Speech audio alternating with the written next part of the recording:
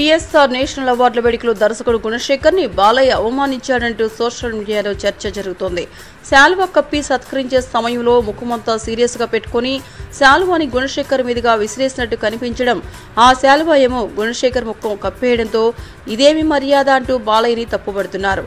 గౌతమిపుత్ర శాతకర్ణికి 2 తెలుగు రాష్ట్రాల్లో పన్ను రాయితీ ఇచ్చి రుద్రమదేవి చిత్రానికి ఆంధ్రప్రదేశ్లో పన్ను రాయితీ ఇవ్వకపోవడానికి గుణశేఖర్ తప్పుపట్టాడు. తమకి పన్ను రాయితీ ఇవ్వాలంటూ మీడియా ముఖంగా చంద్రబాబు నాయుడికి విన్నవించాడు. ఈ వ్యవహారంలో గుణశేఖర్ పట్ల బాలకృష్ణ కోపంగా ఉన్నారని, అందుకే ఇలా ప్రవర్తించారని అంటున్నారు. అయితే అదే వేదికపై గుణశేఖర్ ప్రవర్తనని మాత్రం ఎవరూ పట్టించుకోవడం లేదు. తనని సత్కరించే వ్యక్తికి వీపు చూపిస్తూ నిలబడి బాలయ్య వచ్చాక అతని వైపు తిరగడం గుణశేఖర్కి సబబా?